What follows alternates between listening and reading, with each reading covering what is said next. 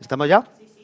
Bueno, muy buenas tardes, bienvenidas, bienvenidos a todas las personas que nos seguís en presencial aquí en Java Empresa en Valencia y a todas las personas que nos estáis siguiendo a través de webinar, desde donde estéis ubicados. Karina, muy buenas tardes. Buenas tardes, qué ganas teníamos ya, ¿no?, de dar a conocer este ciclo, ahora os contaremos un poquito, pero estamos muy contentos de empezar una nueva aventura junto a Vía Startup, pero antes vamos a presentar y contaros brevemente qué hace Vía Startup y en mi caso Startup Valencia. Eso es. Bueno, pues Vía Startup es la iniciativa, o somos la iniciativa de Banco Sabadell para dar apoyo a empresas de base tecnológica, innovadoras y escalables en diferentes etapas de desarrollo. Llevamos ya un poquito más de 10 años con esta iniciativa, con Vía Startup, y principalmente tenemos dos líneas de actividad. Primero, hacer banca especializada en startups, nada nuevo, siendo una entidad financiera. Bueno, nada nuevo tener esta idea, sí cómo lo hacemos, cómo lo ejecutamos. Tenemos una red de oficinas y sobre todo de gestores especializados en trabajar con startups, que se dedican en exclusiva a trabajar con startups. Bueno, aquí en Valencia tenemos dos compañeras que además están por ahí, Sandra y Gloria, buenas tardes. Y bueno, y tenemos un circuito de estudio de las operaciones de crédito paralelo al tradicional, con analistas de riesgos que también están 100% focalizados en el segmento, en trabajar con startups y que comprenden y están sensibilizados con las necesidades habituales que tienen las empresas de base tecnológica. Y bueno, y la segunda gran línea de actividad que llevamos es la inversión en capital de tipo equity en etapas tempranas, etapas seed y early stage. Invertimos 100.000 euros en cada compañía y cada año invertimos entre unas 10, 12 compañías. Tenemos, vamos a decir, tres líneas de inversión. Una en la que somos agnósticos en cuanto a sectores y lo que buscamos son proyectos de fuerte componente digital, o sea, compañías digitales. Y luego tenemos dos verticales, una en salud, en ciencias de la salud, life science y biotecnología, y otra en sostenibilidad. Estas dos verticales sí tienen un calendario concreto. Si os sentís identificados y vuestras compañías están en estas verticales, luego podemos hablar un poquito más de cuándo tenemos previsto abrir las próximas convocatorias y demás, por no extenderme. Y bueno, y para las compañías de perfil digital, en la que, como os decía, somos agnósticos en cuanto a los sectores, este programa sí está abierto a lo largo de todo el año. En todo momento estamos encantados de recibir oportunidades de inversión, de conoceros y de poder estudiarlas y trabajar. Y bueno, transversalmente, pues como veis, nos gusta ser activos y participar de la conversación y de la comunidad emprendedora, y qué mejor partner que Startup Valencia para iniciar un ciclo tan chulo como el que arrancamos hoy. Karina. Pues sí, y desde Startup Valencia contaros que somos la Asociación Valenciana de Startups y entre uno de nuestros objetivos está posicionar Valencia como ese hub tecnológico de referencia a nivel nacional e internacional, y una de las maneras es esta, ¿no?, unirnos a nuestros partners, y tenemos la suerte de tener como uno de nuestros primeros partners a Vía Startup. Y hemos pensado, hasta ahora, no sé si recordáis, y les vamos a hacer un poco de homenaje a nuestro ciclo anterior, que era el ciclo El Mundo que Viene, pero ahora vamos a empezar un nuevo ciclo que, como veis, se llama C-Level Insights, que es muy importante, y en cada edición vamos a ir viendo esos perfiles que son importantísimos dentro de la startup para que llegue a buen puerto. Y hoy vamos a empezar con el primero. Vamos a empezar con la figura y los retos del CFO. ¿Cuántos de aquí tenéis CFO en las startups? Uno, Bogdan, dos. Muy bien, fenomenal. Pero vamos a ver luego el tres. Vamos a ver luego en la mesa cómo tenemos un CFO de una manera directa, indirecta, pero es una necesidad latente para llegar a buen puerto con una startup. Totalmente, ¿verdad? totalmente. Bueno, entonces nos ponemos en marcha ya, ¿verdad? Y Sí, vamos sí. a empezar. Os explico brevemente las dinámicas de este nuevo ciclo. Vamos a tener una keynote por una persona, por un profesional, que en este caso va a ser Dries. Ahora os contaré un poquito de él. Y luego tendremos una mesa redonda con diferentes estadios de las startups, y así será muy didáctico, ¿vale? Así que, Ángel, si me dejas, ya me quedo yo, voy a invitar a Dries. Por supuesto, Karina, todo tuyo. Y Gracias. bienvenidos y bienvenidas a todos. Pues vamos a pasar y a presentaros a la primera parte, la keynote de este ciclo, y tenemos la suerte de tener hoy a Dries Kouja, que es CFO de Housefy. Housefy, ya sabéis que es una startup que ya es scale-up, casi ya camino de unicornio, y si no ya nos contará Dries, pero quiero contaros brevemente algo de él. Él estudió ADE en Barcelona, pero tiene además un máster en dirección financiera y un Executive MBA de IES. Tiene 15 años de experiencia liderando departamentos financieros y corporativos. tiene mucha experiencia ayudando a empresas a pasar de la etapa de Scale-up a Enterprise, así que es muy importante. Y además ha consolidado esta carrera no solo a nivel nacional, sino internacional, así que conoce muchas realidades, que es importante también para el crecimiento de las compañías, y siempre en ese momento han contado con él, no solo en la definición de estrategia, sino también en la asignación de capital y esa estructura de capital. Yo creo que vamos a aprender muchísimo con él hoy, así que le vamos a recibir con un fuerte aplauso. Muchas gracias, Karina. Muchas gracias, Karina. Muchas gracias, Banc Sabadell. Bueno, primero felicitaros. Creo que cumplís 10 años este año. Yo vengo de Barcelona, no soy de Valencia, por lo que dentro de mi etapa profesional lo que sí os puedo decir es que he estado casi toda mi etapa profesional, he tenido algo que ver con Banc Sabadell y es un banco de referencia en mi carrera, ¿no? Y no estoy haciéndole la pelota, no me han pagado por venir hoy aquí, pero sí que os tengo que decir que es un banco un poco diferente a los demás, ¿no? Porque se ha sabido adaptar, no solamente al mundo de las startups, donde es verdad que han dado pasos donde ahora otras entidades están dando, sino que además, yo en mi caso personal, durante toda mi trayectoria profesional he podido contar con ellos en momentos difíciles. Entonces, dicho esto, ¿no? y un poco entrando en materia. Perdonad, cosas del directo, supongo. Bueno, no voy a pasar por aquí, yo creo que Karina ya me ha presentado. ¿De qué va esta sesión, no? He intentado que durante todas las diapositivas no haya un solo número, más allá de la paginación. No va de explicar lo que es un balance, ni va de explicar cómo se calcula el retorno de una inversión, porque probablemente aquí haya expertos de eso y yo no soy tan experto en eso, ¿no? Al final, de lo que va esto es, primero, ¿qué es o qué vendría a ser un CFO? El impacto real que se espera de un CFO, no el impacto que cree que tiene un CFO, porque en esto es verdad que son importantes los egos, ¿no? Porque con la C de Chief o C-Level va el ego, ¿no? Y eso no os negaré que es verdad que hay cierto ego, ¿no? Todos venís de empresas o todos tenéis vuestras startups y habéis tratado con CFOs, con CMOs, con CEOs y forma parte del cargo, ¿no? El impacto real que se espera, no el que el CFO cree que tiene. Los roles diferentes que hoy en día, a mi parecer, tiene que haber. Las 4 caras del CFO, esto luego profundizaremos qué quiere decir esto. Para mí esto es importantísimo. Yo diría que el quinto punto es donde me gustaría profundizar un poco más, aprovechando que está aquí Vicente de T-Big Finance, porque ahí sí que me gustaría y por eso está enlazado luego con el Q&A, porque ahí sí que me gustaría tener también vuestro punto de vista al respecto, ¿no? Y dicho esto, por empezar, ¿qué es el CFO? Bueno, Chief Financial Officer o director financiero o Finance Manager o contable venido a más, ¿no? Al final es una persona que yo siempre lo he definido como la relación entre un CFO y su CEO nunca puede ser profesional, sino que tiene que ser una relación más allá de confianza. El CFO para el CEO tiene que ser el hombre donde llorar las penas, tiene que ser la persona que un poco haga de freno de la operación diaria de la compañía, ¿no? O sea, al final para mí donde más agrega valor un CFO es cuando libera al CEO de robatiempos para que pueda pensar en la estrategia. Históricamente, cuando hemos estudiado antaño todo, se nos ha explicado que el CFO es el custodio de los activos, es decir, que ¿no? Un director financiero siempre se ha sabido que era el que custodiaba los activos de la compañía, activos tangibles, ¿no? La caja, los activos inmobiliarios, si es que los había, la maquinaria en la fábrica, porque siempre se ha estudiado la función financiera como algo que se aproxima a empresas que mueven cosas, que mueven productos, ¿no?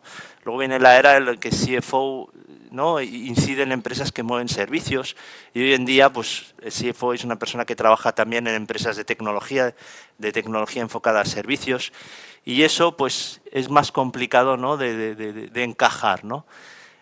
Hoy en día yo me gustaría explicar que el custodio de los activos ya no lo es tanto y ahora pasa a ser alguien de quien se espera mucha estrategia, que esté muy cercado, muy pegado al negocio y que sobre todo sea el custodio de la gestión de los riesgos, ¿no? Luego veremos qué quiere decir la gestión de los riesgos, ¿no? Pero los riesgos pueden ser cosas que no vemos y que están ocurriendo y que nadie ve en la compañía, y que de ahí el CFO siempre tiene que estar un poco más elevado, un poco con cierta perspectiva para ver venir los riesgos e intentar mitigarlos, y gestionar riesgos tangibles.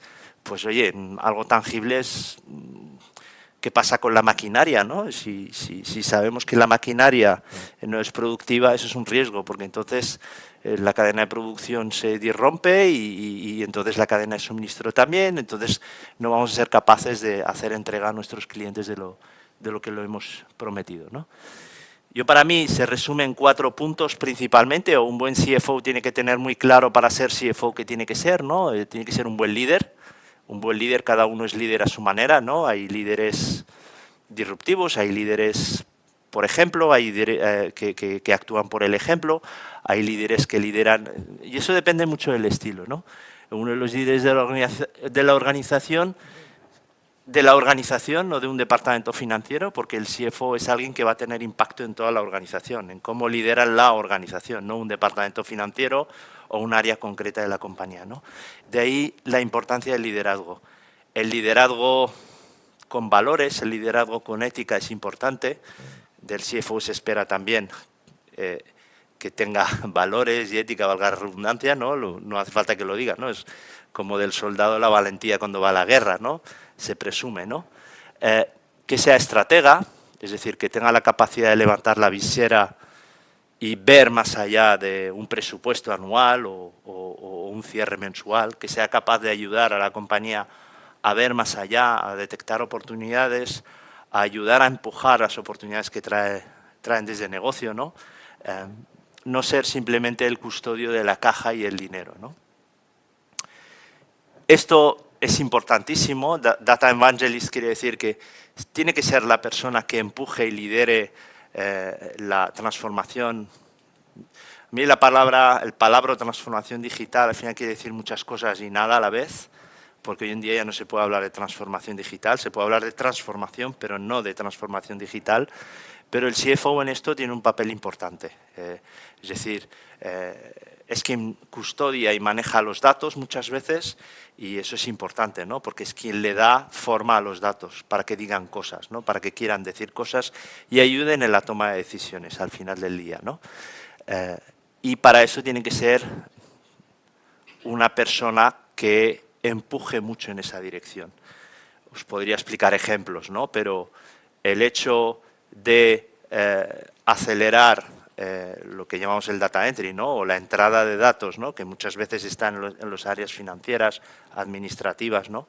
Acelerar ese proceso y conseguir sacar informes o sacar vistas o sacar interpretación de datos al respecto de lo que se ha metido previamente, es decir, eficientar ese proceso de generación de información financiera es clave para que una compañía sea ágil y pueda moverse muy rápido, y al final del día eso se vuelve en una ventaja competitiva muchas veces respecto a otras compañías, ¿no?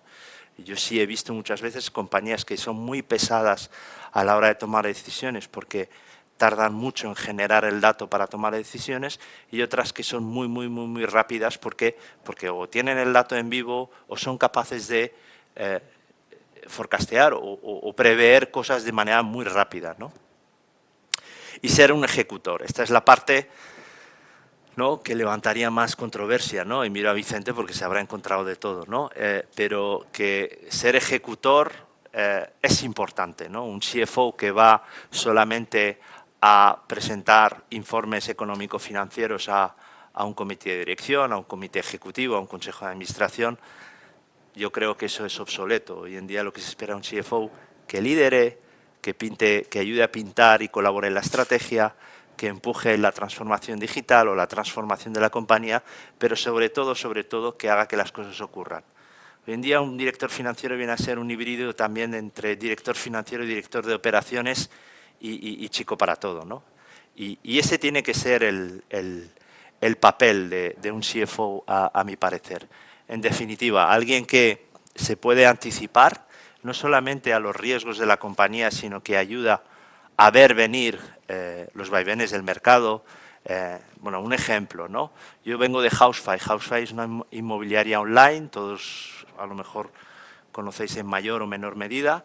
Os podéis imaginar lo que nos ha pasado en 2023 con lo que ha pasado con el sector inmobiliario, pero sobre todo lo que ha pasado con las curvas de tipos de interés, ¿no? Nosotros hemos sufrido, pero hemos salido reforzados. ¿Por qué? Porque hemos sido muy resilientes durante esta etapa, nuestros competidores han ido cayendo uno detrás de otro.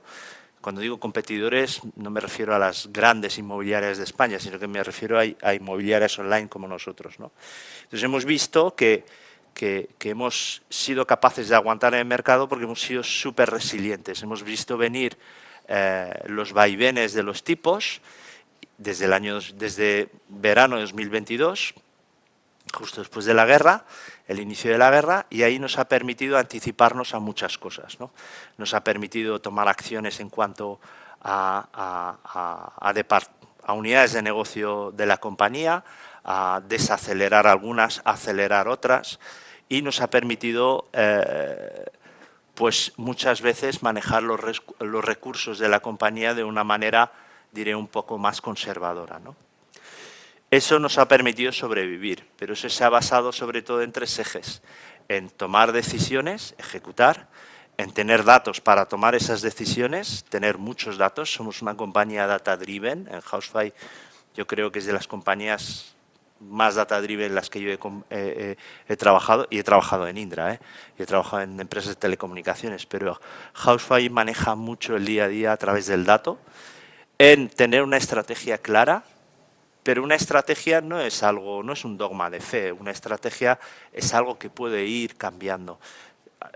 Yo creo que se puede ser resiliente a la vez que pivotar un poco la estrategia. La estrategia es válida en cierto momento, pero no es un dogma de fe. Puede ir cambiando conforme el mercado va cambiando, ¿no? Porque si no, a nosotros nos ha pasado en uno de nuestros negocios, cuando ya teníamos las respuestas, ya habíamos conseguido optimizar la manera de operar un negocio concreto, nos cambiaron las preguntas, el mercado cambió.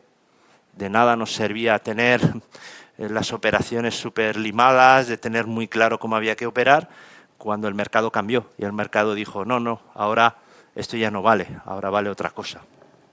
Y en eso hay que tener un poco de visión estratégica, ¿no?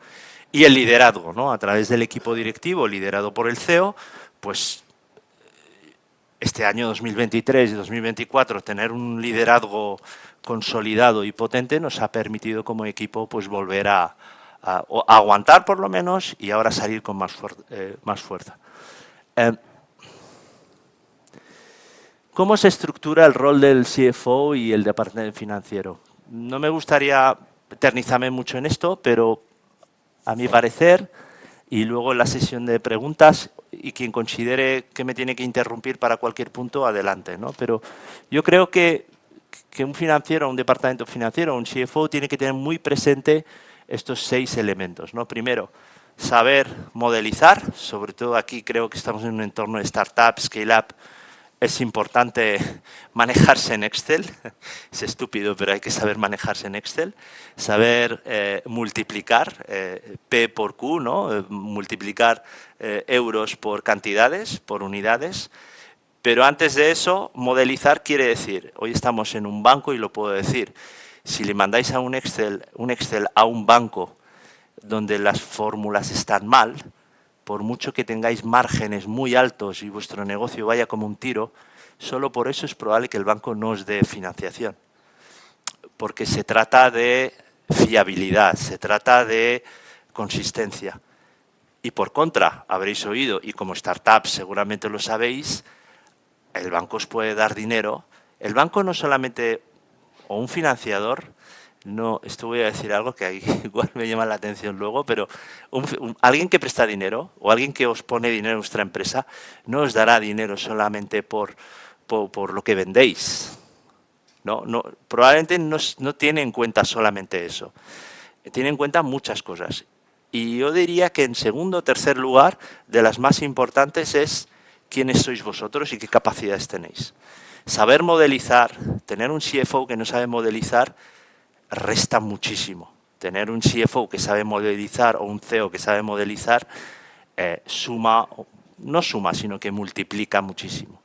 Porque saber explicar cuál es la propuesta de valor a través de mi modelo de negocio es importantísimo. Porque al final el CFO tiene que tener muy claro que lo que hace funcionar un proyecto o no son tres cosas. Es el mercado, oye, haces agua y el mercado quiere agua, muy bien, pues queremos agua, sí, el agua se puede vender.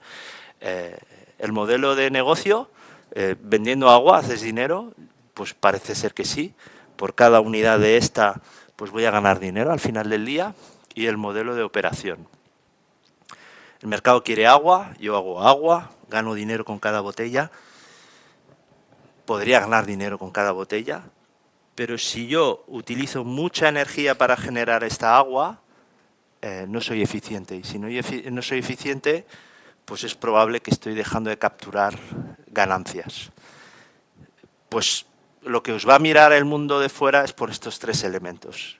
Lo que ofrecéis lo quiere alguien, lo que ofrecéis se gana dinero haciéndolo, y tercero, lo que ofrecéis se gana dinero, lo quiere alguien, pero además si apretáis vais a ganar mucho más dinero, y ya está. Y eso es lo que al final se ve en el primer punto. Saber modelizar es esto, es saber explicar la propuesta de valor con números. Fin. No tienes por qué ser muy bueno detallando qué es un balance, pero es importante que en tu modelo sepas explicar qué cosas hacen cambiar la foto, ¿no? Sensibilizar el modelo es muy importante. Saber explicar qué cosas pueden cambiar y que esas cosas que cambian, cómo pueden impactar en lo que tú estás pintando en el Excel. Planificar es importante porque es la única manera, ¿no? Porque hasta ahora pues siempre hemos mirado para atrás. La información financiera, la contabilidad mide lo que ha pasado. Con lo que ha pasado podemos intentar intuir lo que puede pasar. Pero si juntamos lo que ha pasado con saber modelizar muy bien, podemos planificar muy bien y podemos prever cosas que pueden ocurrir, ¿no? Podemos prever, si no sabemos prever que nuestro modelo es cíclico o es estacional, oye, pues yo vendo camisetas de verano. Yo no puedo poner ahí que estoy vendiendo las mismas camisetas todo el año, porque en invierno nadie me las va a comprar. Entonces, ese tipo de cosas es importante, ¿no? Porque lo mismo, el que os vea de fuera va a poner en liza todo esto. Tercer punto, asegurar la liquidez. Un CFO, sí, está muy bien todo lo que he contado, liderazgo, data evangelist, pero si no hay caja, todo eso no sirve de nada. No solamente tiene que saber contar en la bodega del barco cuántas monedas hay, sino que tiene que saber prever cuántas harán falta. Y no es solamente cogiendo un Excel y corriendo a la derecha y diciendo voy a crecer un 3% y eso por el working capital, el circulante que voy a necesitar me va a decir que mi liquidez va a ser esta. No, no, no. Esa es mi liquidez de hoy y la que pueda haber, pero sobre todo, si alguien viene y me propone oportunidades de negocio, ¿soy capaz de financiarlas con el dinero que tengo? No, sí, no. ¿Seré capaz de conseguir dinero fuera? Un banco, un fondo, equity, ¿no? Lo que han hablado antes, ir a un private equity, ir a un venture capital, ir a un financiador que no sea un banco y que os dé el dinero, es importantísimo, porque asegurar la liquidez de hoy os permite ser muy eficientes en cuanto a la estructura de capital. ¿Qué es esto? Yo como CFO cuando entro en una empresa, por ejemplo, lo primero que intento entender, que no es tan evidente, es cuál es la estructura de capital de mi compañía y cuál es el coste de capital de mi compañía.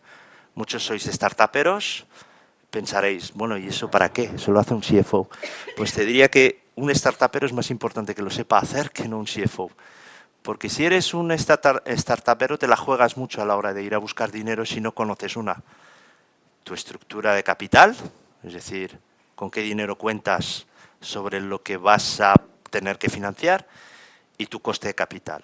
No es lo mismo que te diluyas ahora y no te dejes colchones para diluirte más adelante, es decir, A lo mejor ahora tienes que buscar deuda en vez de buscar inversores. A lo mejor nadie te presta dinero. Bueno, pues tendrás que ir a buscar inversores.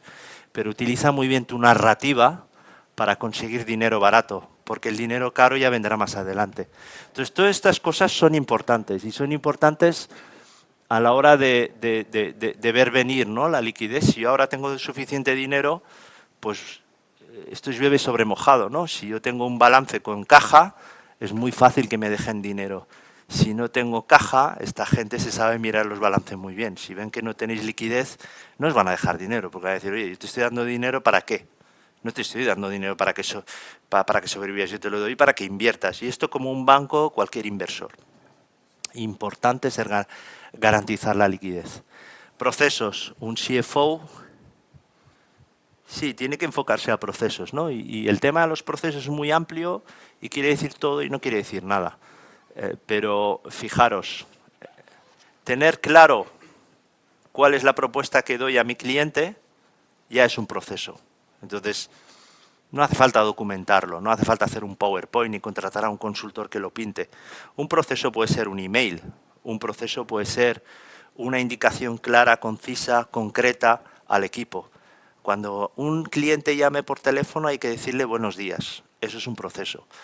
Pues hay que partir de lo básico, ¿no? Todos sois empresas pequeñitas, startups, no os imaginéis un proceso como algo que tiene que venir alguien a aterrizar con 40 PowerPoints, os los deja ahí, se va y vosotros... No, eso no es un proceso, eso es un PowerPoint muy caro. Un proceso es otra cosa, un proceso es, voy a intentar entender, ¿no?, aquello del mercado, modelo de negocio y modelo de operación. ¿Qué es lo mejor para mi modelo de operación, para hacerme ganar dinero en mi modelo de negocio? Y de esta manera el mercado percibirá mayor valor cuando yo se lo entregue. El reporting. No me paro mucho aquí, todos sabéis lo que quiere decir. Yo tengo que ser capaces de entregar, ¿no?, de entregar informes en tiempo, forma y sobre todo en fiabilidad. Yo siempre pienso que es mejor no entregar nada que entregar algo poco fiable. Se puede explicar, no puedo llegar a entregar algo. Lo que no se puede explicar son errores a la hora de entregar cosas, ¿no? Sobre todo cuando hablamos de números y números que pueden ayudar a tomar decisiones, ¿no? Y el M&A. Hoy día, tal y como está el mercado de movido, yo personalmente creo que mi función en mi compañía, por ejemplo, es asegurar que esto pase. No está bajo mi responsabilidad, pero yo tengo que hacer todo lo posible para que esto pase. Y para que esto pase, tiene que haber liquidez. Y para que esto pase, tengo que ser una empresa robusta, porque si no es una empresa hecha y empiezo a comprar empresas, me pasará lo del abrazo del oso, que es que las empresas que compre o son peores o son mejores que yo, pero yo no tengo ninguna identidad, no sabré integrar nada. Si no sé hacer planning forecasting, no puedo comprar empresas. ¿Por qué? Porque estaré pensando que puedo comprar empresas porque de aquí a 2 meses podré devolver la deuda de comprar esta empresa y resulta que no. Entonces, yo puedo comprar empresas y de aquí a 2 meses encontrarme un problema muy serio, ¿no? Entonces, para mí, estos son los 6 pilares de lo que tiene que ser un CFO. Esto parece que no está funcionando muy bien, pero bueno, sí, estás tú, ¿no? ¿Cuál es el impacto, no? Esto no es el impacto que nos imaginamos, ¿no?, o que me imagino yo. Yo tengo muy difícil valorar qué impacto tengo yo en mi empresa. Eso me lo dice mi review, mi jefe, ¿no? Me dice, pues este año tu impacto ha sido en este. Es muy difícil, porque el día a día a mí no me lo deja ver, ¿no? Entonces, yo creo que el impacto se debe de medir sobre todo en esto, ¿no? Otra vez, en no solamente escribir el pasado, sino entender qué cosas pueden empujar hacia el siguiente paso. Yo tengo una obsesión que es cada proceso, cada cosa nueva que hacemos en mi empresa, yo siempre me imagino si esto por 10 o por 1000 costará lo mismo hacerlo. Si yo tengo una tarea, ¿no?, hacer botellas de agua, no digo si me va a costar lo mismo, pero digo, ¿voy a ser capaz de pasar de hacer 10 botellas a hacer 1000 botellas con la misma agilidad? ¿Sí o no? Si es que no, paro ahí. Entonces pienso, esto no escala. Entonces, si no escala, no tiene sentido. Y yo creo que ese es el impacto que aporto en mi empresa, que es siempre poner encima de la mesa la discusión de si esto no escala, fuera. No se puede hacer. Fijaros que las empresas que tienen éxito no siempre son las que más innovan, son las que encuentran soluciones. Falta agua, faltan botellas de agua, eso es una solución. Son las que aportan soluciones. Ser capaces de aportar soluciones que multiplican, muy probablemente te hará ganar dinero, aportará mucho valor al accionista, ¿no? O al inversor o a ti como profesional, ¿no?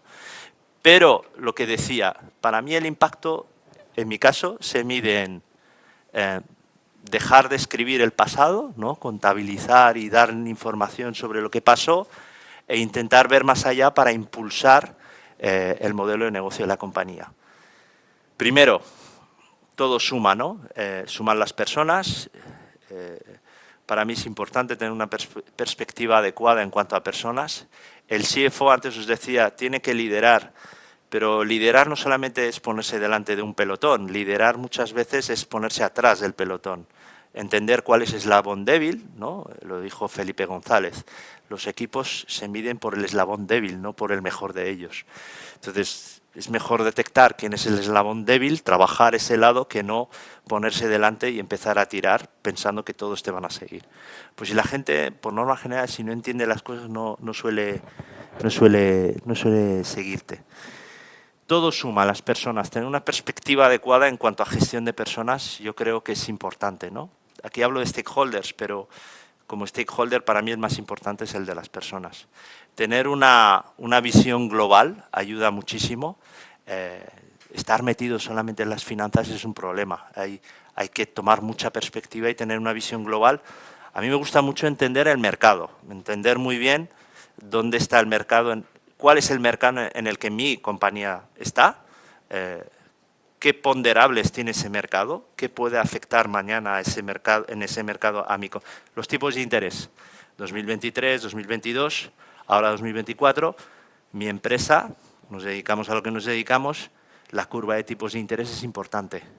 Pues yo cada mañana me tengo que leer prensa económica para entender qué está diciendo la FED, qué está diciendo el Banco Central Europeo, cómo prevén, qué es lo que creen que va a pasar de aquí, ya no digo el año que viene, pero en primavera, en verano, en otoño, y yo tengo que entender todo eso, porque si no, no puedo tener discusiones de calidad cuando me siento con mis compañeros del comité de dirección, ¿no?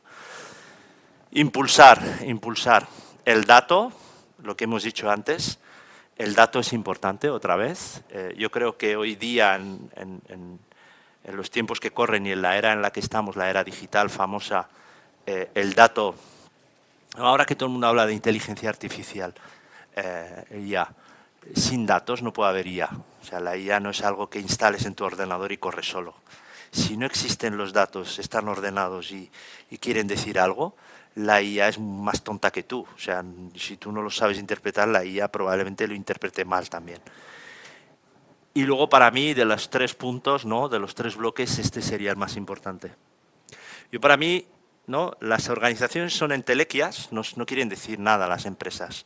Lo que es importante son las personas que las componen. Y dejar huella en esas personas, o que esas personas dejen huella en ti, yo creo que es o en mi caso es lo que más satisfacción me aporta, ¿no? Trabajar con personas de las que puedo aprender o a las que puedo ayudar a crecer, para mí es el mayor premio que me puedo llevar, ¿no? Yo llevo más de 15 años dedicándome a esto, yo solo me acuerdo de las personas que han trabajado conmigo y que hoy en día pues están de CFOs en otra empresa o han desarrollado mucho su carrera. Para mí esa es la mayor satisfacción. No me acuerdo de cuánto dinero he conseguido levantar, si he tenido impacto en la facturación con nuevos proyectos o no, de eso no me acuerdo. Me acuerdo de esto, de la huella, ¿no? Y yo creo que esto es el impacto real, a mi parecer, luego cada uno tendrá el suyo, pero a mi parecer que un CFO tiene que tener como mantra. Luego, los distintos roles de CFO, ¿no? Y aquí sí que me encallaré un poco. Para mí hay diferentes roles y cada uno de los roles tiene que ver con el momento en el que esté la empresa, ¿no? Lo primero, antes de entrar en los roles, es muy importante entender que en las empresas, ¿no?, y espero que esto sea la huella que dejen todos vosotros hoy, en las empresas hay 3 cosas, y esto me lo contó hace muy poco un amigo mío. En las empresas ocurren 3 cosas. Tú puedes tener crecimiento, tener mucho control sobre los procesos, sobre los costes, sobre el crecimiento, o puedes tener caja. Las tres a la vez creo que no existe.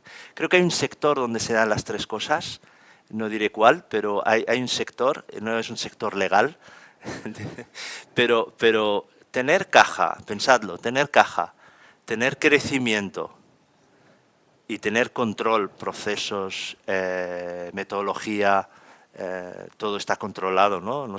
Cuando hablo de control no hablo no hablo solamente de costes, ¿no? Hablo de control sobre procesos, sobre cómo entregamos las cosas a los clientes, sobre calidad de servicio. La calidad es algo muy caro, la calidad riñe con el crecimiento disparado, ¿no? Entonces, tener control, tener caja, tener crecimiento. Alguno dirá, no, Apple lo tiene mucha caja, sigue creciendo y por sus procesos tiene mucho control.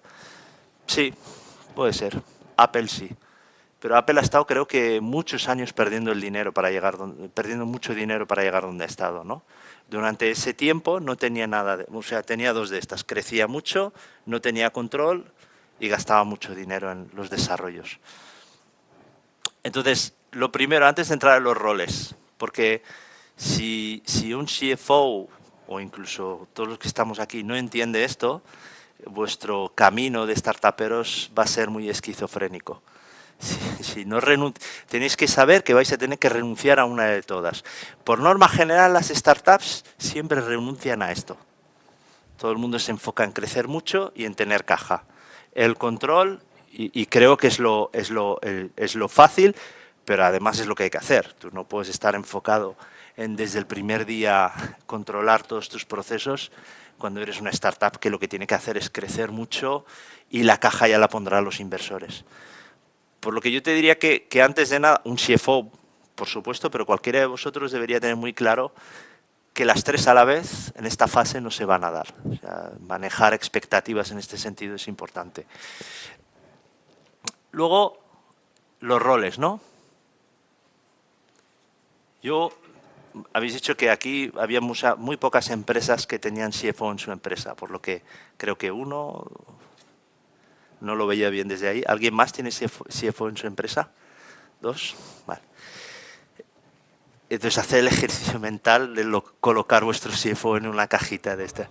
Ah, muy bien. Pues haz el ejercicio de colocarte aquí. Luego me dices dónde te colocas. Hay diferentes roles, seguro que hay más que estos, ¿eh? Yo he puesto estos, pero seguro que hay muchos más, ¿no? Los que yo creo que hay, ¿no? Y con los que yo me he llegado a identificar alguna vez, ¿no? Está el fundador, ¿no? Ha cofundado y es consciente de la fase en la que está la empresa y qué palancas debe garantizar el crecimiento, es decir, este CFO por norma general es un co-founder, por lo que va a estar muy enfocado en la venta también. La venta es la capa que todo lo tapa, va a estar ahí. ¿Por qué? Porque es un tío que le gusta mucho el negocio, es un tío que le aburre mucho las finanzas, pero es CFO, ¿no? Por circunstancias. Muchas veces un co-founder que son dos amigos que se han juntado y uno de los dos tiene que tener ese papel, también. El gestor, esto es lo que llamo yo el de manguito, el que es muy contable, no le expliques nada del negocio que no le interesa. Este está en su despachito, en su mesita, la lamparita, hasta las 10 de la noche, entra a las 6 de la mañana, se va a las 10 de la noche, pero le tiene que cuadrar todo. Está todo muy bien llevado, todo cuadra, las cuentas cuadran, todo sale en su debido momento, pero no le pidas que tenga ni impacto, ni le pidas que piense en estrategia, porque no le aburre mucho esa parte. Él está ahí para cuadrar las cuentas, asegurar que Hacienda no venga a hacer ninguna inspección y ese sí que es el custodio de los activos. Con ese todo cuadra, es fenomenal. Y eso, ninguno de ellos es bueno ni es malo, simplemente los que yo creo que son, ¿no? El estratega, esto es la novia perfecta del CEO, es el tío que está todo el día, 2 horas al día, pimponeando y cruzando estrategia. Todo el día están hablando de estrategia, todo el día. El problema de estar hablando todo el día de estrategia es que hay dos vertientes, ¿no? En la empresa está la estrategia y está la operación. Si todo el mundo está mirando la estrategia y nadie mira la operación, al final no hay estrategia. porque la operación es el día a día. Si no aseguramos que haya ventas, que se entreguen las cosas a los clientes y las cobremos hoy, de nada sirve pensar en estrategias, nuevos mercados, nuevos productos, nuevas empresas que comprar. Entonces, está muy bien este perfil, es la sombra del CEO, tiene gran capacidad de proyectar la compañía a medio y largo plazo, es decir, que sabe dónde va a llegar la empresa, sabe explicar muy bien la narrativa de la empresa o lo que el CEO tiene en su cabeza. Suele ser una persona que no toma muchas decisiones porque tiene visión.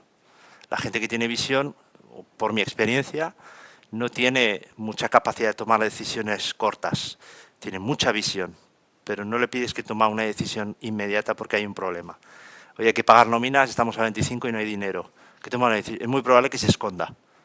No querrá tomar la decisión. El vendedor, esto tiene mucho que ver con el fundador. A mí me ha pasado ser esto, entrar en una empresa y que te digan, esta empresa en 2, 3, 5 años tiene que ser vendida.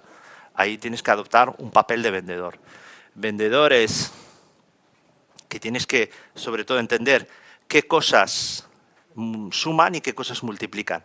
Los procesos muchas veces no multiplican, solo suman, fuera procesos.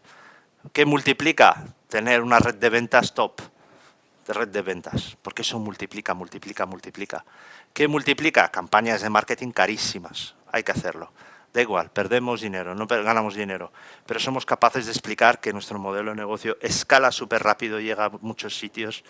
Sobre todo lo que es muy bueno este es en generar valor para el accionista, porque al final el accionista quiere vender la empresa, necesita maximizar el valor futuro-presente, necesita maximizar el valor presente, pero sobre todo la perspectiva futura. Es decir, por ejemplo, yo mi experiencia en esto, estaba en una empresa, teníamos que venderla, vale, muy bien, era un sector donde el mayor mercado del mundo era Estados Unidos, entonces había que poner el pie en Estados Unidos, pero no hacer nada, solo demostrar, era un sector médico, por lo que muy regulado, se necesitaban licencias, se necesitan pues el FDA americano, pues demostrar que que has sido capaz de levantar el FDA generaba más perspectiva en el futuro que no generarlo, entrar y empezar a operar, porque a lo mejor no tenías ni idea de operar y entrabas, lo hacías y quemabas el cartucho de levantar un valor sobre una perspectiva futura, ¿no? Y luego el transformador. Este es como el gas, lo ocupa todo. Todo aquello que no ocupa a los demás directivos lo ocupa. Es un perfil muy complicado porque es el que tiene que empujar la compañía muchas veces hacia los procesos, muchas veces hacia custodiar la caja. Tú dices así porque es un incomprendido. ¿No? Suele ser una persona, para eso está, ¿no? Es el transformador, porque si todo el mundo fuese transformador no vendría ¿no? Suele ser la persona disruptiva, ¿no? En la habitación. Pues este perfil, pues yo te diría que es un perfil pues complicado y creo que a la larga es el que mayor valor aporta a la compañía. Es importante pensar que el valor es a largo plazo, ¿no? No es a corto plazo. Por el camino no se va a ver el valor, ¿no? Entonces, de estos 5, ¿no?, roles, luego ya me contarás, pero yo, por ejemplo, me identifico con 4.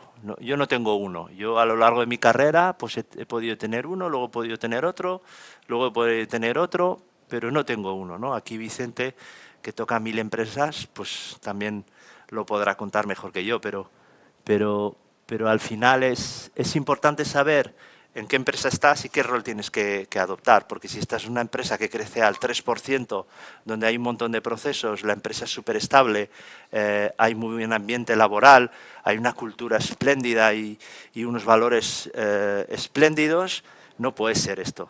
Es peligroso porque no tiene sentido, de hecho, que seas esto. Tampoco creo que vayas a ser el fundador, ¿no? Porque eso es una empresa hecha. Tampoco creo yo que puedes ser el estratega, puedes ser el gestor, porque una empresa que crece al 3%, a menos que quieran refundar la empresa.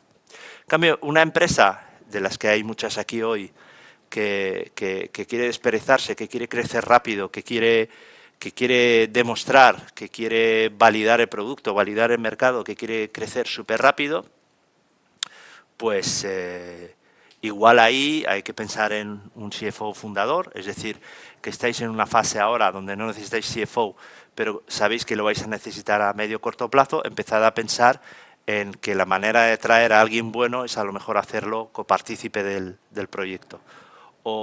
Pero no tiene sentido que sea este. No sé si tiene sentido que sea este, porque en la fase en la que estáis la estrategia, ¿no?, puede cambiar y a lo mejor necesitáis a alguien que tome decisiones muy rápido y que sea muy ágil en la toma de decisiones. Bueno, esto es una discusión abierta. Yo no tengo ninguna solución respecto a esto, ¿no? Las 4 caras del CFO. Sobre este punto iré muy rápido porque esto es mucha chapa, entonces vamos muy rápido porque me interesa más llegar a tiempo a la última slide. Bueno, el CFO hoy en día se ve enfrentado con el reto de desempeñar diferentes facetas en la organización, principalmente 4, ¿no?, que son las que pasaremos a resumir ahora, que son ser catalista, ser administrador, saber operar y tener esa mente estratega, ¿no? Catalista quiere decir empujar, transformar. Yo creo que estos 4 ejes lo definen todo muy bien, ¿no? Estar muy enfocado a la ejecución, ser capaz de mover, ¿no? En catalán se dice moure la agulla, en castellano creo que es mover la... No está bien traducido, es mover la aguja, pero no sé si está bien traducido. Ser administrador, es decir, saber llevar procesos de control, aterrizar muy bien la administración diaria de la compañía. Ser un buen estratega y definir muy bien la estrategia para asegurar el performance de la compañía. Y estar muy enfocado a eficiencia de procesos, a ser muy eficiente en el valor que se entrega al cliente, ¿no? Para mí, os hablo mucho del delivery, ¿no? Para mí, ¿qué es lo que...? Para mí, al final, está muy dicho esto, ¿no?, que el jefe es el cliente. Yo no creo que el jefe sea el cliente. Yo creo que el cliente es el fin, no el medio. El medio somos nosotros. Al final, en una empresa estamos haciendo botellas de agua porque el cliente quiere botellas de agua, ¿no?, para cumplir un objetivo, apagar la sed, sofocar la sed. Mi fin es el cliente, entregarle el agua. Si yo no le entrego el agua, no pinto nada en esta sociedad haciendo botellas de agua. Entonces, más que el jefe, es el fin. Y como tal, pues en vez de estar enfocado a procesos, a cosas que no agregan valor, para mí el valor se agrega cuando se maximiza donde el fin. Yo creo que las empresas que funcionan son las que son capaces de maximizar el beneficio que recibe el cliente, ¿no? Más que decir que el cliente es el jefe, porque ni el cliente tiene siempre la razón, ni el cliente siempre es el jefe. Simplemente es una cuestión matemática, ¿no? Es dónde hay que maximizar el valor. Ahí, porque si lo maximizo ahí, el retorno va a ser mayor. No, es que hay que maximizárselo a los accionistas.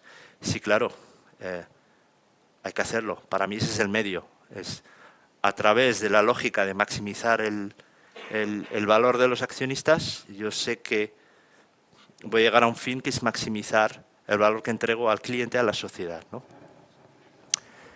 Juan Carlos, ¿le podemos dar a...? ¿Sí? No voy a pasar por aquí, ya lo hemos explicado, lo hemos resumido. Ser el administrador, operador, saber entregar, hacer el delivery, ser el estratega, catalizar el esfuerzo, la ejecución de la compañía. Y aquí sí me gustaría parar, porque luego me gustaría que luego pasásemos directamente a la sesión de preguntas. Tengo 5 minutos, por lo que voy bien de tiempo. El momento. ¿En qué momento? Porque esto creo que es donde más os voy a dar algún tip, ¿no? ¿En qué momento tengo que tener un CFO? Pues esta curva la debéis de haber visto en muchos sitios, es muy famosa, es lo que es la vida de una empresa, ¿no? De media una empresa vive 14 años, es la media, ¿eh? Empresas de 180 años, empresas de 2 años, eso es la media hoy en día, ¿no? Hay una etapa, esto creo que la mayoría lo conocéis, ¿no? Hay una etapa presemilla, que es donde, oye, yo tengo la idea y me junto con colegas, me junto con Family, Friends and Foods, ¿no? Y aquí consigo pues avanzar. Luego hay el Valle de la Muerte, que se dice que si eres capaz de demostrar que el mercado quiere agua y que tú has mostrado un modelo en el que hacer agua para entregarlo al mercado está probado que esa función gana dinero, pues vas a pasar de aquí. Luego, si eres capaz de demostrar que hacer 10 botellas de agua o hacer 1000 lo puedes hacer con la misma agilidad, simplemente añadiendo o tracción animal, con perdón, ¿no? Muchos recursos por un lado, o añadiendo capital, vas a poder hacer 1000 donde antes hacías 100.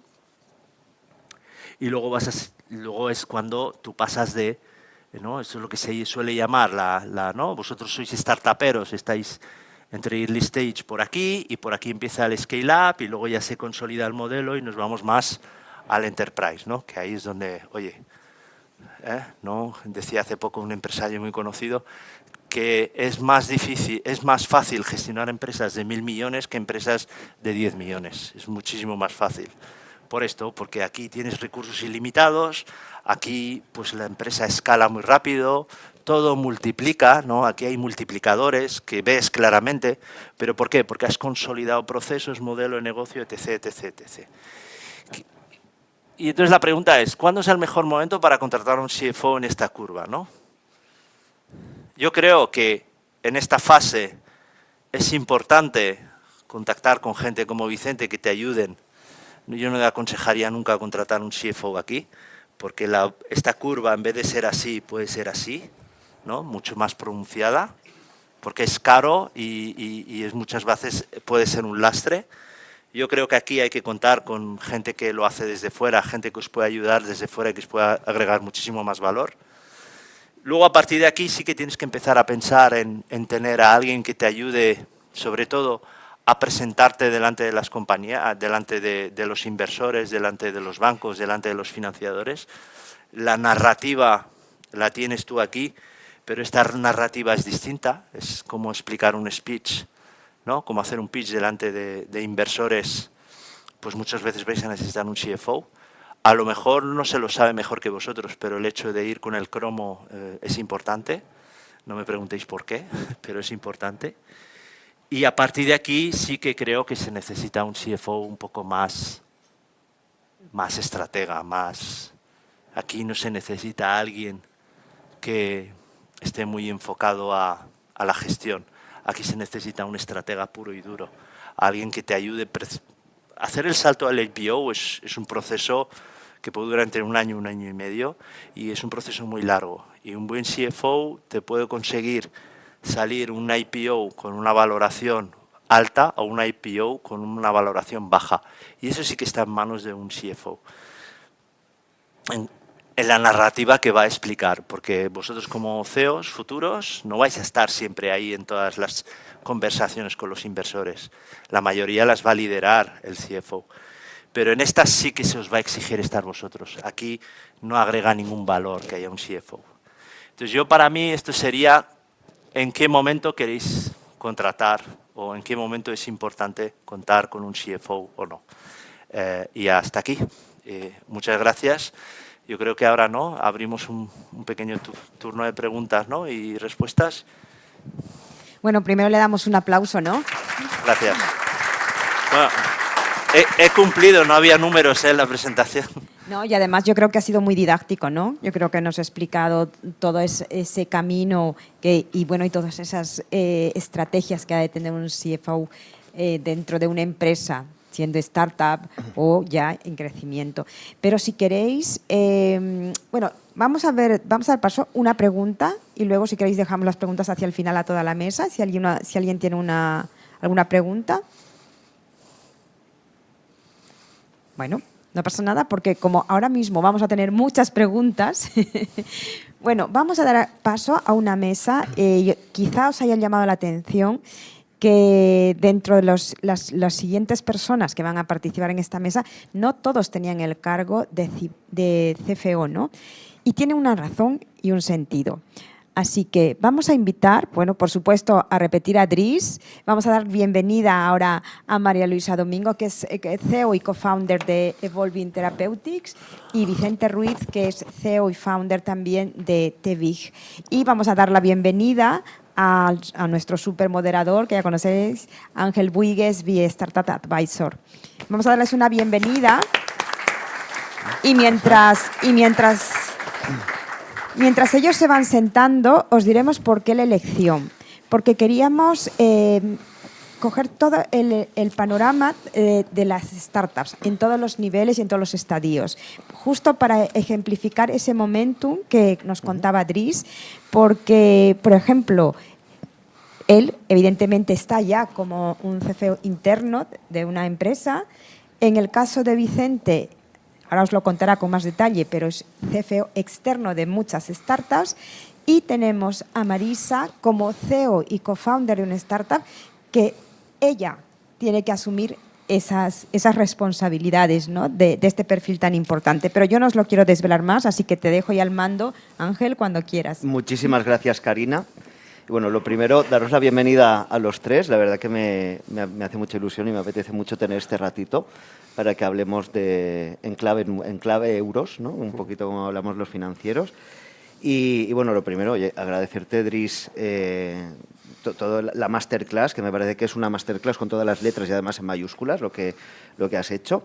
Y bueno, gracias a todos y a todas por no haber hecho ninguna pregunta y así me evito, ¿no?, que me hubierais pisado alguna. No, es broma. Seguro que al final dejaremos unos minutitos para que entre todos podamos dialogar y puedan surgir algunas preguntas entre todos. Y bueno, algunos y algunas que sois habituales ya sabéis que nos gusta lanzar las preguntas lo más abiertas posibles, pero ha sido inevitable que lancemos algunas dirigidas, un poco también recogiendo el guante de Karina, porque hemos querido poner en valor diferentes fórmulas de abordar las finanzas en las compañías.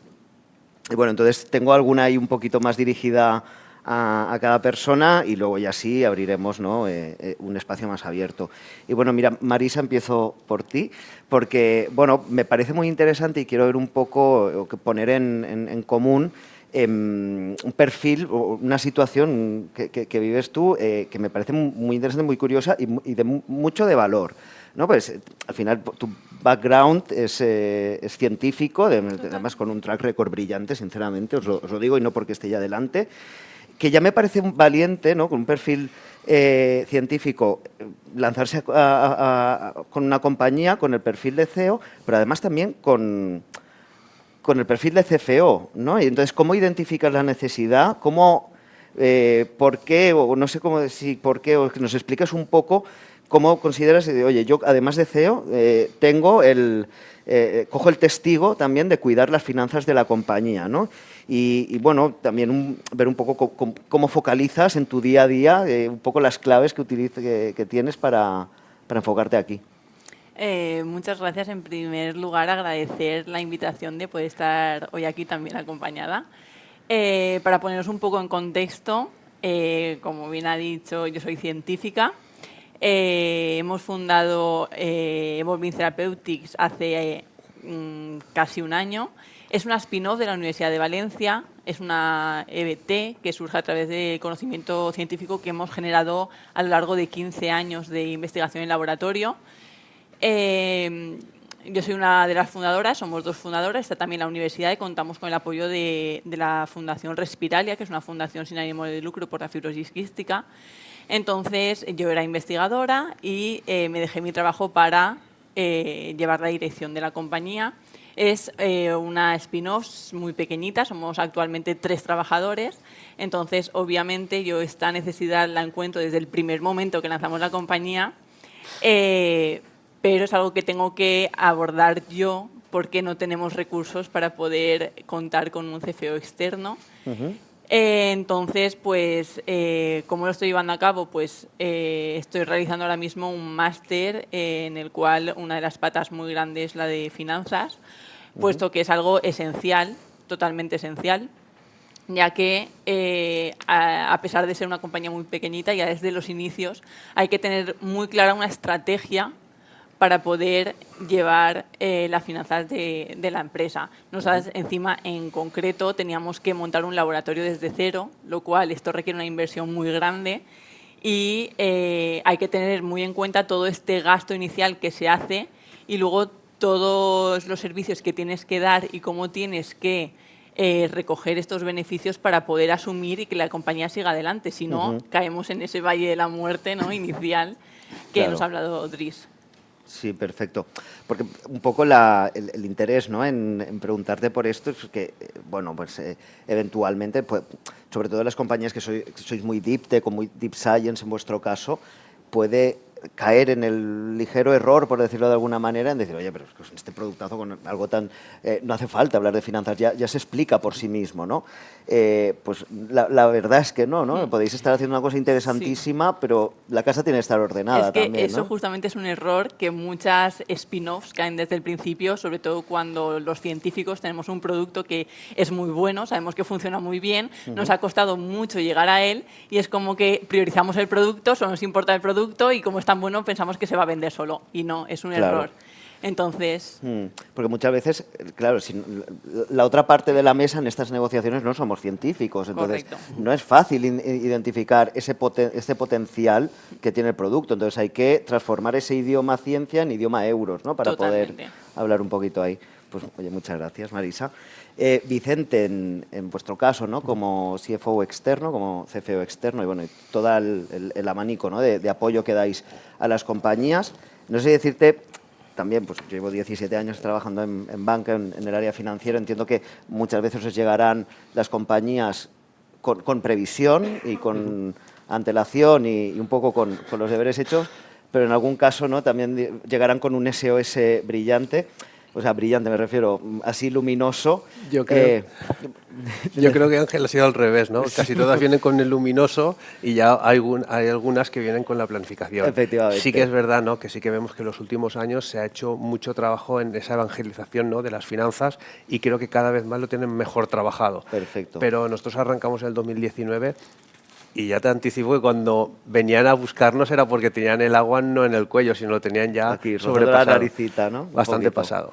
Y Claro. nosotros decimos que no somos magos, ¿no? Nosotros, si tenemos algo de previsión, podemos hacer algo, pero que si me dicen, Vicente, es que al final de mes no puedo pagar las nóminas, pues lo siento, no soy un mago. Es decir, pues no vas a poder pagarlas. Efectivamente. Si tengo algo de tiempo, ¿no?, un mes, 2 meses, mínimo 2 meses para poder trabajar algo. Yo siempre digo, ¿no?, que mínimo 6, pero con algo de tiempo para poder hacer. Pero ya te digo, sí que vemos que últimamente, o el último año y medio, como que se está dando más valor, ¿no?, a la parte financiera que antes no se daba. Quizás el entorno, ¿no?, nos lleva un poco ahí. Yo creo que ha sido un poco eso. ¿Y qué indicadores pueden tener los emprendedores, emprendedoras que nos están siguiendo para decir, oye, estoy empezando a tener, o no, veo este indicador, es síntoma o quizás es momento para contactar con Vicente, con el equipo de TV, que sois un montón, ¿no? ¿Veis algunos indicadores que ellos puedan identificar y ellas puedan identificar? Sí, claro, yo siempre digo que cuando tengan ese pain que dicen, ya me molestan las finanzas, creo que ya es momento de entrar nosotros. Está claro que en etapas iniciales, ¿no?, como decíais, hay a veces que no tiene sentido tampoco que entre un CFO externo, aunque yo sí que pienso que se puede, pues algo por horas, alguna mentoría, que te demos 4 pinceladas, creo que es importante a la hora de planificar, a la hora de ver vías de financiación. Pero yo solo les digo, al final, el CEO, ¿en qué suele ser bueno? Tanto en producto o en negocio. Entonces, cuando veas que ya le dedicas demasiado tiempo a las finanzas y tu tiempo es más productivo en la parte de producto o en la parte de negocio, señor, busca a un financiero. Claro, si buscan a mi empresa, muchísimo mejor. Pero que ya os digo, ¿no? Yo creo que la importancia que tienen que ver es que haya un financiero en la empresa. Ya puede ser por horas, a tiempo parcial o a tiempo completo.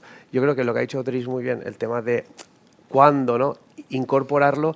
Te puedo debatir alguna cosita, pero bueno, creo que generalmente a partir de una serie A tiene sentido empezar a internalizarlo. Pero si no es hasta antes, yo creo que no tiene sentido. Y ya no solo me fijo a nivel de ronda, sino más complejidad de la empresa. Porque hay gente que dice, no, yo es que estoy en una serie B, pero a lo mejor tu empresa es mucho más tranquila o es muy menos compleja. Tampoco hace falta que lo internalices. Es decir, hay que entender muy bien toda la casuística que hay dentro de la empresa. Pero bueno, Totalmente. yo hablo de mi libro, creo que es necesario que alguien financiero esté desde la empresa desde el primer momento. Totalmente. Permíteme que matice. Me ha parecido muy interesante un punto que has dicho, que es decir, oye, cuando empiezan a molestar las finanzas es momento de dar entrada a un equipo de apoyo de expertos, ¿no? Por ejemplo, oye, mira, full time pues no da, pero unas horas a la semana está bien. Pero en fases previas, tener un poco de cultura financiera, ¿no? Y Marisa pues, también nos ha puesto en contexto, bueno, un poco, ¿no? Tú estás haciendo una formación avanzada en finanzas, porque además nos has contado, Marisa, que el proyecto en el que os estáis enfocando pues requiere de inversiones fuertes. Entonces ya no solo ver, ¿no? Acudir a un poquito a algunos eventos y tener un poco de cultura, sino requiere un esfuerzo adicional, ¿no? Pero yo creo que está bien y es positivo tener algo de cultura financiera desde el primer momento, para que cuando nos empiecen a molestar, por lo menos molesten de manera ordenada y no de manera caótica, ¿no? Sí, sobre todo a nivel de eficiencia, Ángel. Al final, lo he dicho, el CEO es muy bueno en producto o en negocio. Céntrate ahí, que le vas a sacar mucho más rendimiento, que céntrate en las finanzas, que tienes que cuadrar cosas, que tienes que analizar, que tienes que pelearte con el Excel y estás perdiendo mucho tiempo, pero es mejor haciendo otras cosas. Totalmente de acuerdo. Dries, en tu caso me ha gustado mucho y ya venía un poco preparado, pero voy a coger el guante sobre dejar huella, ¿no? Generar equipo y estimular un poco a la gente, ¿no? Vamos a hablar de el área financiera desde las personas. En una scale-up, ¿no? Desde esa serie A, cuando ya empieza a ser un poco más necesario una dedicación más exclusiva, ¿no? Que haya alguien ya in-house en la compañía. Oye, pues, cuando se necesita una persona, está claro, ¿no? El financial man, ¿no? El financial woman. Pero luego las compañías van creciendo y puede que una persona incluso no sea capaz de dar abasto. O un poco cómo organizar una compañía que ya está en fases más avanzadas, como un CFO, una CFO de una compañía, y dice, oye, ya tengo, ya me estoy dedicando a esto, pero voy a necesitar más recursos. ¿Cómo harías esa estructuración o, desde tu experiencia, buenas prácticas a la hora de estructurar el área financiera, en personas o en áreas? Yo que me ha pasado, que he pasado por 3 proyectos en el que cuando llegué tuve que montar el departamento, no de cero, pero casi, profesionalizar un poco el departamento, que yo lo primero que busco en estos casos es gente que tenga, valga la redundancia, que ya lo he dicho antes, cuando digo valores éticos no me refiero a los valores no robarás, no matarás, no. Me refiero a valores, por ejemplo, creo mucho en la ética del trabajo, creo mucho en que la gente se necesita ver su desarrollo en el cumplimiento de su propio trabajo, creo mucho en que la gente necesita ver que las cosas ocurran delante suyo, y ahí es donde ve mucha motivación intrínseca en el hecho de que hago un delivery, gusta mi delivery, estoy ahí y me automotivo en el delivery continuo, ¿no? Y sobre todo hay un mal, que no sé si es un mal en este tipo de empresas, aquí vosotros a lo mejor lo sabéis también, son empresas que crecen tan rápido. Yo tenía un jefe que me decía, en este tipo de empresas quemas muchos recursos, y por norma general solo hay 2 tipos de recursos, o personas o dinero. En estas empresas no hay dinero, entonces hay que saber balancear mucho cómo gestionas las personas en estas fases, porque aquí se requiere de las personas mucho sacrificio en estas fases, ¿no? Todos lo sabéis, ¿no? Y tú más que nadie, y por norma atraer talento que esté dispuesto a pasar por eso no es tan evidente. Es muy complicado. Cómo enfocarse a personas y conseguir atraer talento y montar un equipo financiero de cero es muy complicado, porque te puedes equivocar 1, 2, 3 veces, y sobre todo que sueles trabajar en empresas que no son marca empleadora, entonces hay que ser muy creativo a veces incluso. Claro, y entiendo ahí que quizás los estímulos, ¿no? La manera de motivar al equipo, pongo un ejemplo, en otras áreas, ¿no? Si hablamos en producto o en tecnología, pues hombre, puedes poner hitos, mira, ya tenemos el producto, ya funciona, hay entregables, y esto de alguna manera a las personas les permite motivar, ¿no? O en el área de marketing, bueno, en la comercial, pues oye, tanta captación, ¿no? Nuevos clientes, retención, fidelización de los clientes, ¿no? Hay como indicadores que el empleado, o sea, la persona del equipo puede ver como suyos, tal, pero en el área financiera hemos conseguido ahorrar, ¿no? Tanto. No, ¿no? Nunca me he encontrado esa motivación. No, ¿verdad que no? No. Por norma No sé. general, la gente se motiva cuando ve retos. Y por norma general, los retos vienen con hacer cosas diferentes. En mi área es un área, ¿no? El contable de turno tiene un trabajo muy monótono, muy de ya sabes lo que va a pasar cada mes, ya sabes lo que va a pasar cada semana. Yo es verdad que intento que la gente se mueva mucho, me preocupo mucho porque la gente haga cosas diferentes precisamente para que se automotive, pero es muy complicado porque no existe un hito que digas, ya está, he conseguido esto. No, porque es muy monótono. Claro. Por mi experiencia la gente por norma general en mi campo busca estar muy cerca del negocio. Entonces, cuantas más cosas entienden del negocio, más entienden su trabajo, cómo impacta en el negocio, más entienden que estar muy cerca del negocio es bueno para ellos, no va a ser más trabajo, sino que va a ser mayor capacidad de entenderlo, cómo, ¿no? Aguas abajo, qué pasa con tu trabajo, Claro. o lo que te va a llegar, porque te va a llegar de una manera u otra. Pues eso yo creo que es lo que acaba motivando a la gente. Pero no creo que haya libros sobre eso, ¿no? No.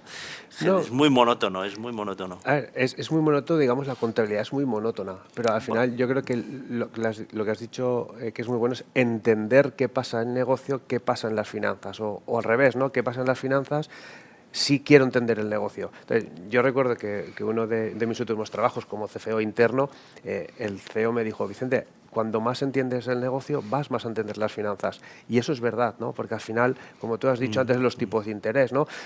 En tu empresa, claro, saber qué va a pasar fuera hace que tú te puedas entender mejor tus finanzas y tomar esas palancas o esas acciones para que no te afecte. Incluso mejorar cosas del negocio porque estás intentando anticiparte a lo que va a pasar. Entonces creo que es fundamental que las finanzas se entiendan de negocio, igual que estamos hablando que el negocio tiene que entender de las finanzas. Totalmente, totalmente. Yo por lo que has dicho tú, ¿no? Hemos ahorrado... No, te diría más bien que si la gente ve que... Además, el problema de mi campo es que la gente tiene acceso a mucha información. Y mucha información a veces puede ser juicioso, puede ser mal interpretada, puede llevar a tomar juicios de valor, ¿no? Sobre la evolución del negocio, o simplemente hay un vendedor que vende mucho porque cobra tantas comisiones, ¿no? Hay gente que hace estas conclusiones, ¿no? Entonces, tener perspectiva ayuda a entender el negocio, a entender ciertas decisiones y sobre todo eso, ¿no? Ver que yo mañana a lo mejor puedo estar ahí tomando esa decisión, ¿no? Y yo creo que eso es lo que suele motivar a la gente, ver desarrollo personal en lo que hace. Sí, yo estoy totalmente de acuerdo, ¿no? El desarrollo personal y el impacto. Al final las personas queremos generar un impacto con nuestro trabajo. Entonces, claro, cuando las finanzas están ligadas con el negocio, dejan de ser, no sé, decir un automatismo, ¿no? O una cuestión teórica y se convierten en el reflejo del negocio, ¿no? Sí. Y las finanzas... y se retroalimenta, ¿no? Y como soy más eficiente financieramente, soy más eficiente en el negocio, ¿no? Y es un círculo virtuoso. Entonces, me parece muy interesante, ¿no? Este concepto de que buscamos generar impacto en nuestro trabajo y al final, pues, el impacto de las finanzas se ve en el negocio y el impacto del negocio se ve en las finanzas. En nuestro caso, por ejemplo, ¿Sí? sí que, a pesar de que las finanzas es algo muy monótono, ¿no? Sí que es verdad que la motivación pues puede ser de alguna manera diferente en el sentido de que nuestra empresa no es una empresa al uso, nuestros beneficios van destinados a, bueno, no lo he comentado, pero ofrecemos soluciones personalizadas para combatir bacterias patógenas que no tienen tratamientos disponibles hoy en día, empleando fagos, que son virus de bacterias, que son muy específicos. Entonces, lo que hacemos es, con todos los beneficios que obtenemos en sectores como sanidad animal, vegetal, industria, medio ambiente, los destinamos todo al tratamiento compasivo de pacientes de manera altruista. Entonces, al final, una persona que está en finanzas, activando estas palancas que van a permitir pues, obtener mayores beneficios de algún modo, Claro. va a repercutir de una manera muy positiva porque va a ayudar a salvar vidas. Entonces, al final, yo creo que esa motivación también es algo que... Claro. Muy bien, ¿no? Un impacto incluso más allá de la compañía, decir, oye, además, como financiero en esta compañía o como financiera en esta compañía, genera un impacto en la sociedad, ¿no? Y cuanto más eficiente sea generando rentabilidad en estos segmentos, más voy a poder, ¿no? Claro. Ayudar en el impacto en la salud en humanos. Muy bien, oye, fenomenal.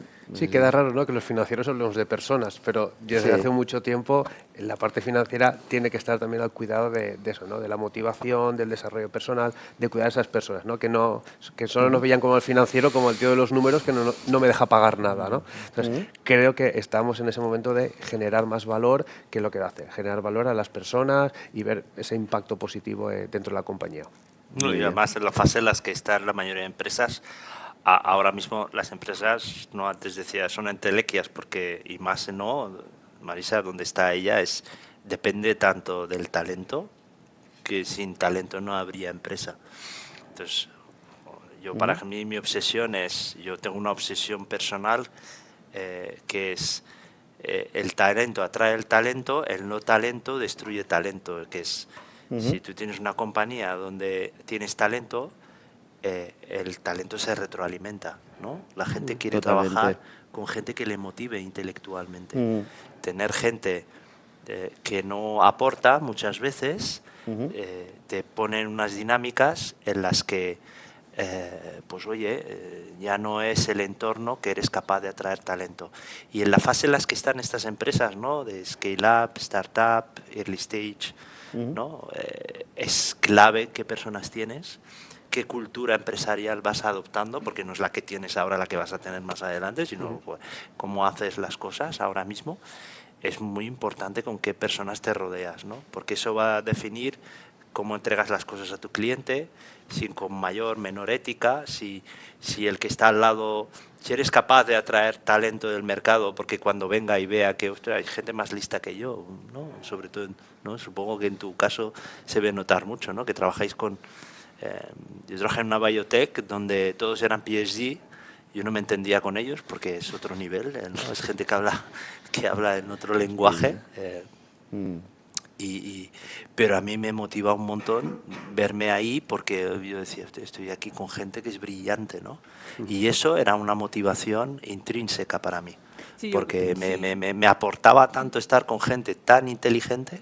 Yo creo que es que al final lo mejor es, como tú dices, es buscar rodearte de los mejores, ¿no? Sí. O sea, yo, por ejemplo, ahora mismo me estoy formando en finanzas, pero porque es una necesidad que tengo, pero el día de mañana quiero tener un interno que se dedique, sea el director de finanzas y que sea el mejor. Yo no quiero ser la mejor, yo no puedo ser la mejor, es imposible ser el mejor en todo. Yo quiero rodearme de los mejores.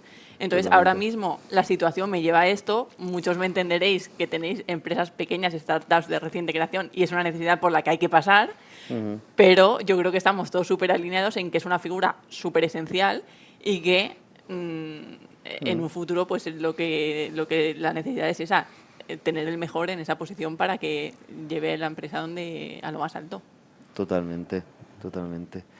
Bueno, sois muy fáciles de moderar, ¿eh? Os tengo que decir, la verdad que fenomenal. Nos peleamos, ¿no? Y entonces, como me genera reto, esto me genera reto, entonces vamos a hacer como una dinámica, y haciendo honor también un poco al foco de esta sesión, ¿no?, los retos del CFO, me gustaría preguntaros ¿cuáles creéis que son los mayores retos, independientemente de la fase en la que esté la compañía?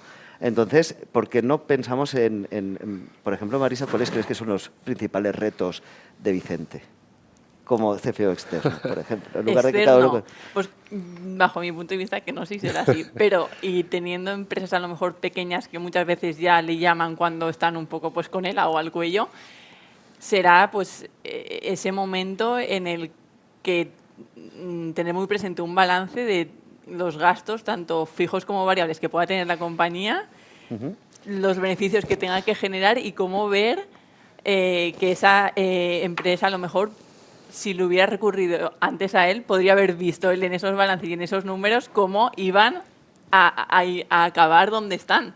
Sí. Entonces, cómo ese reto de decir... Pues eso, si hubieras venido hace un tiempo, esto a lo mejor hubiera tenido una solución muy clara y ahora me está costando más, ¿no? Bueno, me ha hecho gracia que hables de beneficios, ¿no?, que era una palabra que antes no se hablaba y solo se hablaba de levantar rondas de capital. Entonces era, no, quiero que me busque Vicente porque necesito caja y no tengo dinero, entonces necesito levantar una ronda de capital. Me ha gustado que hayas dicho, no, a ver cómo se estructuran los beneficios, que era una palabra que hasta hace año y medio nadie en el mundo hablaba, ¿no? El famoso EBITDA, que los financieros lo hemos tenido siempre muy presentes, sí. Los startuperos es como... No, yo cuando he levantado de capital. Entonces, es importante. Yo lo que sí que veo que uno de nuestros retos es, ¿qué pasa? Que, como habéis dicho, ¿no? El CEO está siempre en su día a día, es darle esa visión a medio plazo. Es decir, estamos donde estamos y lo pasado, pasado está. Es decir, ya he hecho las cosas mal, ya, pero estamos aquí. ¿Qué vamos a hacer de aquí a 12 meses? Como mínimo, por lo menos, es de aquí a 12 meses, ¿qué vamos a hacer? ¿Qué palancas tenemos que tocar? ¿Las ventas están funcionando o no están funcionando? Si no están funcionando, vamos a reestructurar un poco el coste. ¿Necesito financiación? No. Quiero decir, nuestro reto es enseñarle al CEO qué va a pasar en su empresa aquí 12 meses y trazarle un camino. Y si ese camino no es en línea recta, que nos vamos a desviar, tenemos que estar al lado para, te has desviado aquí, vamos a reestructurar esto porque no es como tú has dicho. Sino para mí el reto es enseñarle al CEO su camino los próximos 12 meses. Muy bien. Porque ya digo, lo pasado, si hubieses, ya, pero ya está hecho. Entonces, ya está, olvídate, parte de cero ahora y empieza a ver una visión a 12 meses. Muy bien. Y oye, y este CEO, ¿no?, al que le ayudáis a ordenar y a tener esa visión largo plazo, que seguro le funciona súper bien, llega a etapas posteriores e incorpora ya la figura internamente del CFO. Mira. ¿Cuáles son los retos de Dries? A ver, tiene un sentido, y es decir, oye, por ejemplo, ¿cuáles pensáis? A Marisa la pregunta era cuáles son los próximos retos que vas a tener, y en tu caso, en las compañías en las que ayudas, ¿cuáles van a ser los próximos retos que piensas que van a tener? ¿No? Claro, mira, yo creo que ha dicho, Dries lo ha hecho muy bien, ¿no? Para nosotros decimos que hay CFOs hacia afuera, ¿no?, que es el que se relaciona con inversores, el que está hablando un poco con todo para esa compañía avanzarla hacia o una ronda de capital o una IPO. Y luego decimos que hay CFOs internos, que nosotros llamamos que nos gusta el barro, y es el que tenemos que tener toda la casa ordenada para que luego el otro CFO más de hacia afuera pueda hacer su trabajo. Yo creo que en el momento que entra un CFO en etapas más avanzadas, su reto tiene que ser que los inversores, que los stakeholders tengan esa información veraz, que haya confianza en esos números y que todo esté bien planteado. En etapas anteriores, el reto para mí de un CFO interno es que la casa esté bien montada. Es decir, que la contabilidad funcione, que el sistema de reporte funcione, que haya procesos que funcionen. Es decir, que la parte del motor funcione, para que luego cuando venga el CFO más externo tenga todos sus reportes y pueda vender la empresa a sus interesados, ¿no? O bancos, inversores o cualquier otro. Para mí son los retos que debe hacer el CFO interno. Muy bien. Y en Dries, tú, bueno, has pasado, has vivido un poco diferentes etapas.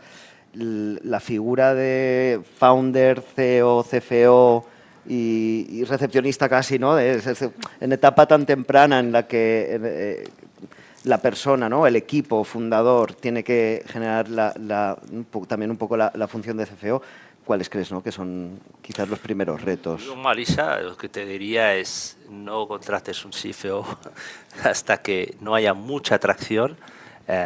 Yo creo que una empresa pasa por diferentes fases, ¿no? Y hay unas fases muy iniciales que serían demostrar que lo que tú dices que sabes hacer, lo sabes hacer. Crear mucha confianza, ¿no?, en el mercado.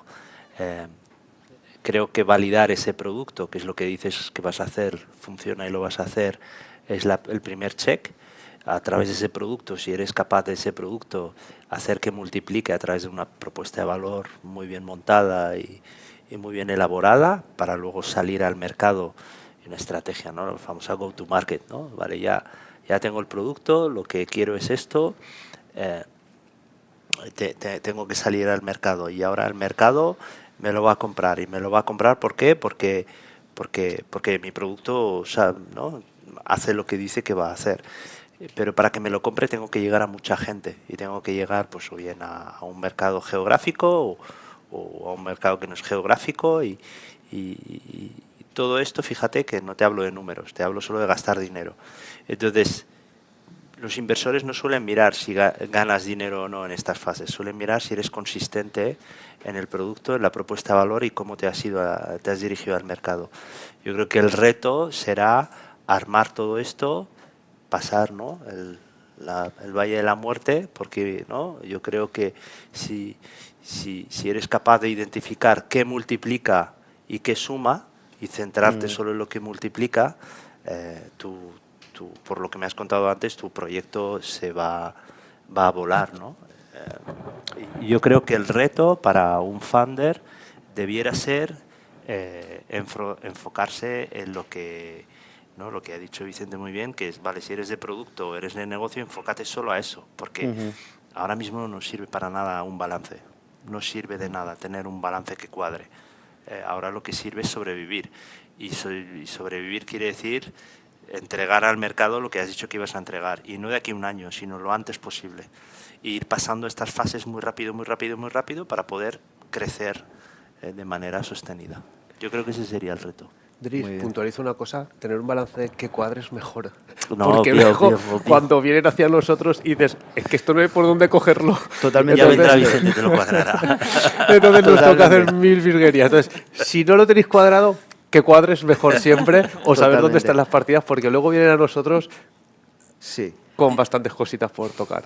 Totalmente de acuerdo. Y justo, Dries, iba a ir ahí porque iban totalmente en consonancia y quería poner en valor en algún momento algo que has explicado antes en tu masterclass, acerca de la confianza, de generar credibilidad y confianza. Al final, los financieros, dicen, hay personas que son como muy visuales, se quedan con las imágenes, hay personas que son auditivas y suelen recordar los sonidos, hay gente que es sinestésica, ¿no? Y incluso para estar mandando un WhatsApp parece un péndulo, va de lado a lado, y yo luego digo que los financieros tenemos la sensibilidad con los números. O sea, te están explicando la compañía y, oye, me gusta el producto, veo que el equipo está compensado, es complementario, tal, y luego ves unas proyecciones que no te cuadran y es como que esa confianza y esa credibilidad que se ha ido creando, ¿no?, con todo el storytelling y con todo lo que hace la compañía, de repente dice, por lo menos en mi caso, ¿no? Entonces, no sé, un ejemplo, me lo invento, ver una compañía y ver que funciona bien, ver el equipo complementario, que da sensación que el crecimiento está bien, han cerrado una ronda y tal, y sabes que la han cerrado, pero luego en el balance no está reflejada. Y entonces dices, ostras, sí. Acabas de cerrar, tienes una ronda cerrada y en tu balance no está. El resto de partidas de ese balance o de esos números, ¿qué hago con él? ¿Qué puedo hacer, ¿no? ¿Dónde está la credibilidad? Entonces, estoy totalmente de acuerdo, pero como Vicente, si cuadra el balance, mejor, ¿no? Si cuadra, mejor. Si no cuadra, pues oye, en etapa temprana lo entenderemos, nos sentaremos y diremos, mira, no, espera, esto es una cuestión de orden, ¿no? O de tal. Mira, nosotros una cosa que hacemos mucho hincapié en el CEO, que muchas dicen, es que a mí las finanzas me aburren. Y digo, perfecto. Y digo, yo lo único que quiero es que cuando un gestor, un asesor o alguien que te enseña tus números, que tú seas crítico con ellos. Es lo que tú has dicho. Al final, un balance de una startup, controlas 5 apartados y más o menos los tienes cuadrados. Fíjate, yo he dicho, he levantado una ronda y yo veo mi balance y no hay capital. O veo existencias y dices, no, pero si yo no vendo productos, o no me cuadra el resultado con lo que me está diciendo lo otro. Es decir, tienes que ser crítico. Entonces, nosotros hacemos mucho hincapié en que por lo menos las 5 partidas clave del balance y de P&G de tu empresa, conócelas. Dices, tengo una deuda he levantado un ENISA o un IVF, pero es que en el balance no tengo deuda. Entonces, tienes que ser crítico, ¿no? Entonces, aunque no te gusten, tienes que entenderlas. Y yo te digo, son 5 puntos o 6, no hace mucho más. Pero esos básicos tienes que tenerlos. Los basics. Porque si no, creas desconfianza. Entonces, creas de que, pues si esto está mal, el resto no lo ni querer, de ¿no? todo lo que me ha contado y que esa música, esa melodía sonaba bien, pero de repente es un ruido, Se ha cortado. ¿no? Sí, eso es. Muy bien. No, yo creo que volviendo al punto del reto de un founder en esta fase inicial, ¿no? O no tan inicial, más adelantada, ¿no?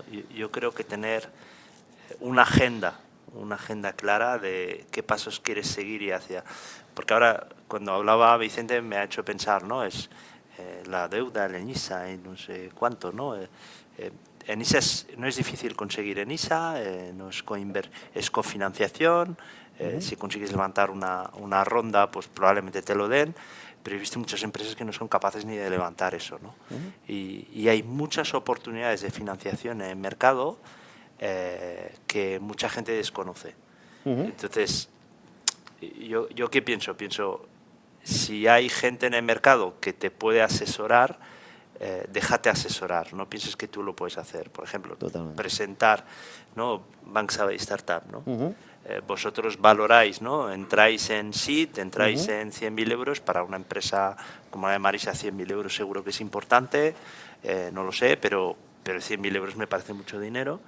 ¿Cómo convenceros a vosotros para que aportéis dinero? Creo que no solamente, cuando decía que el balance no es tan importante que te cuadre, yo creo que en esa fase, hablar con gente con vosotros, con Enisa, es más importante cómo explicas la narrativa, cómo explicas, oye, no, soy yo la empresa. Porque al final la empresa ahora mismo eres tú. No hay nada, no hay ni muebles, no hay nada. Claro. ¿No? La empresa eres tú. ¿Cómo explicas? No es un balance, eres tú. Si tú tienes un balance que cuadra, tienes un producto que está muy bien, pero tú pinchas, lo que has dicho tú antes, Claro. nadie va a apostar por ti. Entonces, parece? la gente en esta fase apuesta por personas. Claro. Si mandas a un financiero que no va a saber explicar, y a mí me ha pasado que ver cómo caen cosas porque mandas a un financiero que no se conoce el proyecto. Totalmente. Se tiene el balance súper cuadrado, se sabe Sí. sus números, se sabe todo, pero no sabe explicar la narrativa detrás de la propuesta de valor, detrás de por qué se han hecho las cosas en la empresa como se han hecho, o qué pasará si la empresa vira, porque muchos inversores quieren saber eso, quieren saber que te va a poner un dinero y qué pasa si, qué es lo que suele pasar. Suele pasar que tú tienes una estrategia y al cabo de 6 meses la viras, ¿no? Suele pasar eso normalmente, que a los 6 meses no se cumples y giras hacia otra. Claro. Yo creo que eso es una virtud, no es un defecto. Y saber explicarlo no es malo, es bueno, ¿no? Tú como banquero decirte, mi plan es este, pero si no se da, va a ser este. Va a ser este otro. Totalmente. Tú vas a decir, muy bien, tienes un plan. Ok. Y Sí. yo creo que eso es importante. Sí, yo si os parece, por cerrar este debate, os diría que más que esté cuadrado o que sea muy sofisticado, es que lo sepáis explicar, ¿no? Que cuando te pregunten, oye, ¿por qué tienes este dato aquí? Pues sepas por qué es, ¿no? Y cuál es la lógica y cuál es la realidad que hay detrás de ese jeroglífico que puede ser las entiendas los finanzas, números, ¿no? que entiendas el número. Sí. Muy bien. Pues oye, yo estaría aquí hablando con vosotros, de verdad, estaría encantado y más sobre este tema, muchísimo tiempo, pero Contró me está diciendo que se nos agota el tiempo. Contró, ¿hay tiempo para una pregunta del público? ¿Solo una? A ver si sale, ¿no? ¿No? ¿No hay tiempo? Pues las haremos en el espacio de el networking. networking. Efectivamente, lo bueno es que tendremos espacio de networking ahora al terminar y donde podremos abrir el diálogo y que sea más bidireccional. Muchísimas gracias, de verdad, a los tres por vuestra generosidad, vosotros. también contándonos a todos vuestro día a día. Y sí, lo siento mucho, pero lo tenemos que dejar aquí. Gracias. Muchísimas gracias.